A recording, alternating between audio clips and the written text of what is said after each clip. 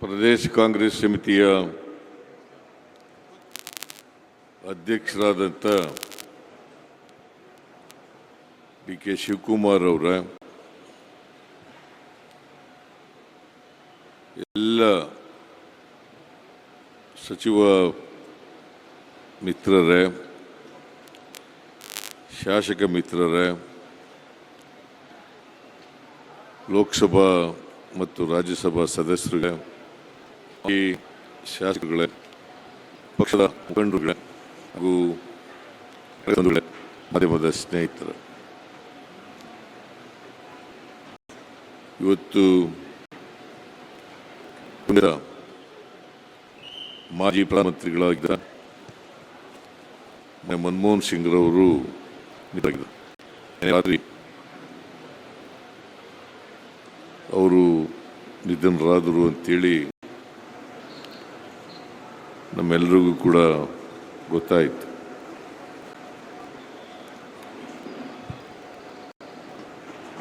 ಅವರ ಜೀವನವನ್ನು ನೋಡಿದಾಗ, ಅವರ ಬದುಕನ್ನು ನೋಡಿದಾಗ ಒಂದು ರೀತಿ ಪವಾಡ ಅಂತೇಳಿ ಅನಿಸುತ್ತೆ. ಒಂದು ಸಮಾಜದಲ್ಲಿ ಗ್ರಾಮೀಣ ಪ್ರದೇಶದಲ್ಲಿ 1932 ಈಗ 22 ವರ್ಷಗಳನ್ನು ಪೂರ್ಣಗೊಳಿಸಿದರು. ಅವರು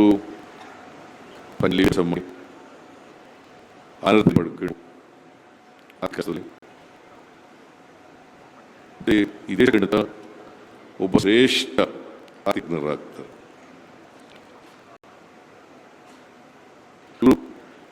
ಜಗತ್ತಿನಲ್ಲಿ ಇವ್ರಿಗಿಂತ ಆರ್ಥಿಕರು ಇರ್ಬೋದು, ಆದರೆ ಇವರು ಆ ಕ್ಷೇತ್ರದಲ್ಲಿ ಅನೇಕ ಕ್ಷೇತ್ರ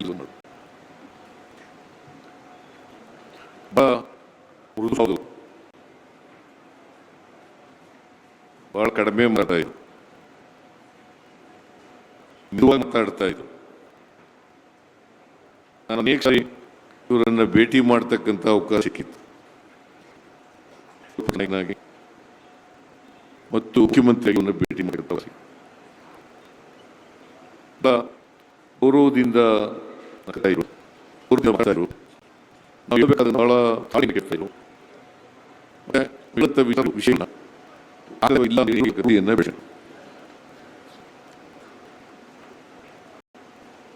ಒಂದು ರೀತಿ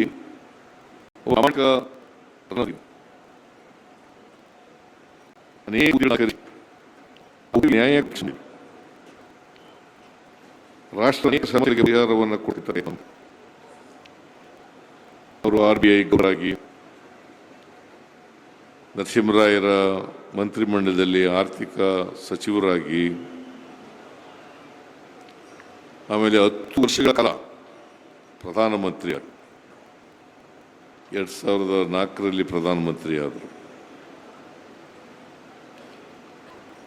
ಆಗ ಶ್ರೀಮತಿ ಸೋನಿಯಾ ಗಾಂಧಿಯವರು ಪ್ರಧಾನಮಂತ್ರಿ ಆಗ್ತಾರೆ ಅಂತೇಳಿ ನಾವೆಲ್ಲ ಭಾವಿಸ್ಕೊಂಡಿದ್ದೆವು.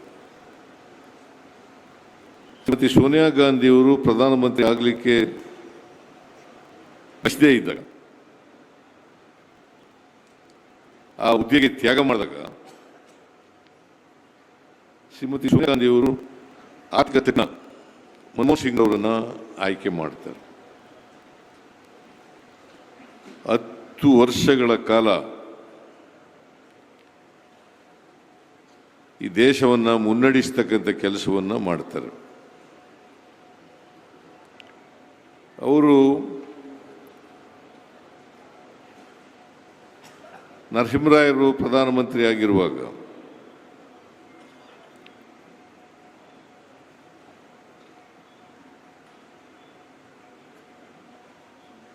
ಉದಾರೀಕರಣವನ್ನು ಜಾರಿ ಮಾಡತಕ್ಕಂಥ ಕೆಲಸವನ್ನು ಮಾಡ್ತಾರೆ.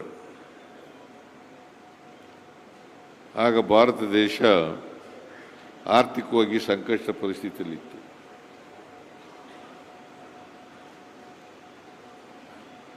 ಆ ಸಂಕಷ್ಟ ಪರಿಸ್ಥಿತಿಯನ್ನು ನಿವಾರಣೆ ಮಾಡಲಿಕ್ಕೋಸ್ಕರ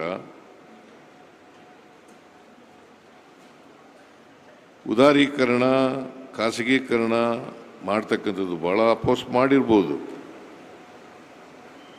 ಆದರೆ ದೇಶವನ್ನು ಆರ್ಥಿಕವಾಗಿ ಮೇಲಕ್ಕೆತ್ತಕ್ಕಂಥ ಕೆಲಸವನ್ನು ಅವರು ಮಾಡಿದ್ರು ಅಂತಕ್ಕಂಥದ್ದನ್ನು ಈ ದೇಶ ಮರೀಲಿಕ್ಕೆ ಸಾಧ್ಯ ಇಲ್ಲ. ಅಲ್ಲಿವರೆಗೆ ಇಂಡಿಯನ್ ಎಕಾನಮಿ ಇದೆಯಲ್ಲ,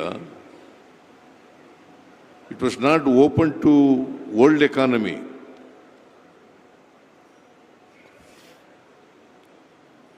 ಆ ವರ್ಲ್ಡ್ ಎಕಾನಮಿಗೆ ರಾಷ್ಟ್ರದ ಆರ್ಥಿಕ ಪರಿಸ್ಥಿತಿಯನ್ನು ತೆರೀತಕ್ಕಂಥ ಕೆಲಸವನ್ನು ಮಾಡದಂಥವರು ಇಡೀ ದೇಶದಲ್ಲಿ ಮನಮೋಹನ್ ಸಿಂಗ್ರವರು ಅಂತಕ್ಕಂಥದ್ದನ್ನು ಮರೀಲಿಕ್ಕೆ ಸಾಧ್ಯ ಇಲ್ಲ. ಜೊತೆಗೆ ನಾವು ಡೈರೆಕ್ಟಿವ್ ಪ್ರಿನ್ಸಿಪಲ್ಸ್ನಲ್ಲಿ ಏನು ಹೇಳ್ತೀವಿ ಕಾನ್ಸ್ಟಿಟ್ಯೂಷನ್ನಲ್ಲಿ, ಅವುಗಳನ್ನು ನಿಜವಾದ ಅರ್ಥದಲ್ಲಿ ಜಾರಿ ಮಾಡ್ತಕ್ಕಂಥ ಕೆಲಸವನ್ನು ಮಾಡಿದ್ರು.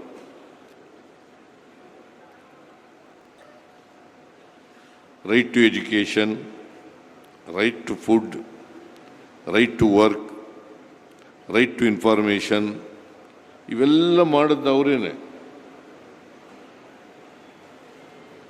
ನಾವು ಡೈರೆಕ್ಟಿವ್ ಪ್ರಿನ್ಸಿಪಲ್ಸ್ನಲ್ಲಿ ಹೇಳ್ಕೊಂಡಿದ್ದೀವಿ ಸಂವಿಧಾನದಲ್ಲಿ. ಅವುಗಳನ್ನು ಅಕ್ಷರಶಃ ಜಾರಿ ಮಾಡಿ ಜನರಿಗೆ ತಲುಪಿಸ್ತಕ್ಕಂಥ ಕೆಲಸವನ್ನು ಮಾಡಿದ್ರು. ಫುಡ್ ಸೆಕ್ಯೂರಿಟಿ ಆ್ಯಕ್ಟ್ ಮಾಡೋದು, ನರೇಗಾ ಮಾಡೋದು, ಆಮೇಲೆ ರೈಟ್ ಎಜುಕೇಷನ್ ಮಾಡೋದು, ರೈಟ್ ಟು ಇನ್ಫಾರ್ಮೇಷನ್ ಮಾಡೋದು, ಅಲ್ಲಿವರೆಗೆ ಇವೆಲ್ಲವೂ ಕೂಡ ಫಂಡಮೆಂಟಲ್ ರೈಟ್ಗಳಾಗಿರಲಿಲ್ಲ. ಇವನ್ನ ಮೂಲಭೂತ ಹಕ್ಕುಗಳನ್ನಾಗಿ ಮಾಡಿ ಬಡವರಿಗೆ, ನಿರುದ್ಯೋಗಿಗಳಿಗೆ ಅವ್ರನ್ನ ಸಾಮಾಜಿಕವಾಗಿ ಆರ್ಥಿಕಕ್ಕೆ ಎತ್ತಕ್ಕಂಥ ಕೆಲಸ ಮಾಡೋದು.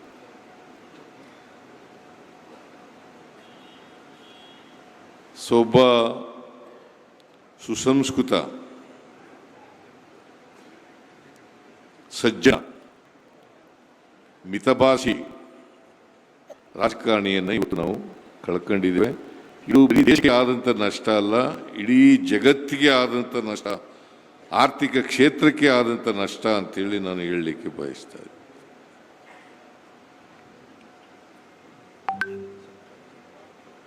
ನಾನು ಒಂದು ಸಾರಿ 2017ರಲ್ಲಿ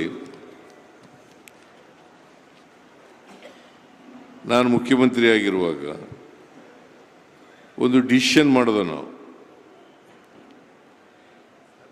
ಅಂಬೇಡ್ಕರ್ ಸ್ಕೂಲ್ ಆಫ್ ಎಕನಾಮಿಕ್ಸ್ ಅಂತಕ್ಕಂಥದ್ದನ್ನು ಮಾಡೋದು. ಯಾಕಂತಂದರೆ ಅಂಬೇಡ್ಕರ್ ಅವರು ಸ್ಕೂಲ್ ಆಫ್ ಎಕನಾಮಿಕ್ಸ್ ಲಂಡನ್ನಲ್ಲಿ ಓದಿದ್ರು. ಅದಕ್ಕೋಸ್ಕರ ಇಲ್ಲಿ ಕರ್ನಾಟಕದಲ್ಲಿ ಕೂಡ ಮಾಡಬೇಕು ಅಂತೇಳಿ ಅಂಬೇಡ್ಕರ್ ಸ್ಕೂಲ್ ಆಫ್ ಎಕನಾಮಿಕ್ಸ್ ಮಾಡಿದ್ದು. ಅವ್ರನ್ನ ಕರೆಸಿದ್ದು ನಾವು, ಅವ್ರನ್ನ ಉದ್ಘಾಟನೆಗೆ ಕರೆಸಿದ್ದು.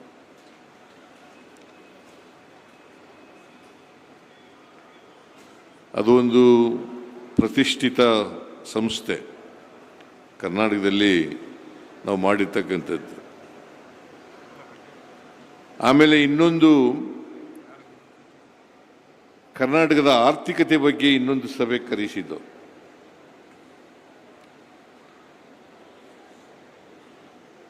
ಒಬ್ಬ ಆರ್ಥಿಕ ತಜ್ಞನಾಗಿ ಕರ್ನಾಟಕದ ಆರ್ಥಿಕತೆ ಸದೃಢವಾಗಿದೆ ಅಂತೇಳಿ ಭಾಳ ಸ್ಪಷ್ಟವಾಗಿ ಹೇಳಿದಂಥವರು ಮನಮೋಹನ್ ಸಿಂಗ್ರವರು. ಕರ್ನಾಟಕದ ಆರ್ಥಿಕತೆ 2013ರಿಂದ 2018ವರೆಗೆ ನಮ್ಮ ಸರ್ಕಾರ ಇದ್ದಾಗ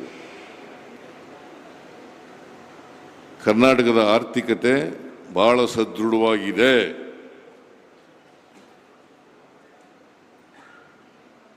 ರೊಬಸ್ಟ್ ಎಕಾನಮಿ ಅಂತ ಪದ ಉಪಯೋಗಿಸಿದರು. Karnataka's economy is a robust economy ಅಂತ ಹೇಳಿದರು. ಅಂಥ ಒಬ್ಬ ಆರ್ಥಿಕ ತಜ್ಞನನ್ನು ಬರೀ ನಮ್ಮ ದೇಶದಲ್ಲಿ ಅಷ್ಟೇ ಅಲ್ಲ, ಇಡೀ ಜಗತ್ತಿನಲ್ಲೇ ಪ್ರಸಿದ್ಧಿ ಪಡೆದಿದ್ದಂಥ ಆರ್ಥಿಕ ತಜ್ಞ. ಅವರ ಜ್ಞಾನ ಈ ದೇಶದ ಅನೇಕ ಸಮಸ್ಯೆಗಳನ್ನು ಪರಿಹಾರ ಮಾಡಲಿಕ್ಕೆ ಸಾಧ್ಯ ಆಯಿತು. ಪ್ಲಾನಿಂಗ್ ಕಮಿಷನ್ ಉಪಾಧ್ಯಕ್ಷರಿಗಾಗೂ ಕೂಡ ಕೆಲಸ ಮಾಡಿದ್ರು ಇವರು.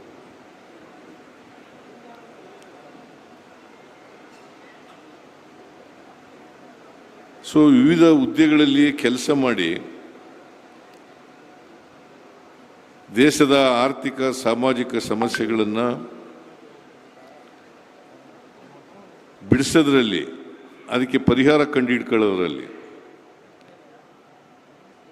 ಬಹಳಷ್ಟು ಶ್ರಮಿಸಿದ್ರು ಅಂತಕ್ಕಂಥದ್ದನ್ನು ಇವತ್ತು ಮರೆಯಲಿಕ್ಕೆ ಸಾಧ್ಯ ಇಲ್ಲ.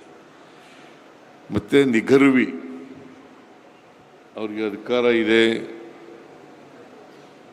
ಈಗಿನ ಕಾಲದಲ್ಲಿ ಅಧಿಕಾರ ಸಿಕ್ಬಿಟ್ರೆ ಅವ್ರನ್ನ ಹಿಡಿದು ನಿಲ್ಲಿಸೋಕ್ಕಾಗಲ್ಲ. ಅವರು ಈ ದೇಶದ ಪ್ರಧಾನಮಂತ್ರಿ ಆಗಿದ್ದರೂ ಕೂಡ, RBI ಗವರ್ನರ್ ಆಗಿದ್ದರೂ ಕೂಡ, ಹಣಕಾಸಿನ ಮಂತ್ರಿ ಆಗಿದ್ದರೂ ಕೂಡ ಯಾವತ್ತೂ ಕೂಡ ಅವರು ಗೌರವದಿಂದ ನಡ್ಕೊಳ್ತಕ್ಕಂಥ ಕೆಲಸ ಮಾಡಲಿಲ್ಲ. ಅತ್ಯಂತ ವಿನಯಶೀಲ ವ್ಯಕ್ತಿಯಾಗಿದ್ದರು. ಮೃದು ಭಾಷೆನಲ್ಲೇ ಅನೇಕ ಜನರನ್ನು ಗೆದ್ದಿರ್ತಕ್ಕಂಥದ್ದನ್ನು ಇವತ್ತು ನಾವು ನೋಡ್ತಾ ಇದ್ದೀವಿ. ಅವ್ರು ಹೇಳ್ತಾ ಇದ್ರು ಒಂದು ಮಾತು, ನಾನು ಬದುಕಿರುವಾಗ ನನ್ನ ಬಗ್ಗೆ ಅಷ್ಟೊಂದು ಪ್ರಚಾರ ಸಿಗಲ್ಲ, ನಾನು ಸತ್ತ ಮೇಲೆ ಮಾಧ್ಯಮದವರು ಹೆಚ್ಚು ಪ್ರಚಾರವನ್ನು ಮಾಡ್ತಾರೆ ಅಂತಕ್ಕಂಥ ಮಾತುಗಳನ್ನು ಹೇಳಿದ್ರು. ಇವತ್ತು ಆ ಮಾತು ಸತ್ಯ ಆಗಿದೆ ಅಂತಕ್ಕಂಥ ಮಾತುಗಳನ್ನು ಹೇಳಲಿಕ್ಕೆ ಬಯಸ್ತಾರೆ. ನಾನು ಹೆಚ್ಚು ಅವ್ರ ಬಗ್ಗೆ ಮಾತನಾಡಕ್ಕೆ ಹೋಗಲ್ಲ. ಇದು ತಪ ವ್ಯಕ್ತಪಡ್ತಕ್ಕಂಥ ಸರಿ. ಅವರ ಆತ್ಮಕ್ಕೆ ಚಿರಶಾಂತಿ ದೊರಕಲಿ ಅಂತೇಳಿ ನಾನು ಪ್ರಾರ್ಥನೆಯನ್ನು ಮಾಡ್ತೇನೆ.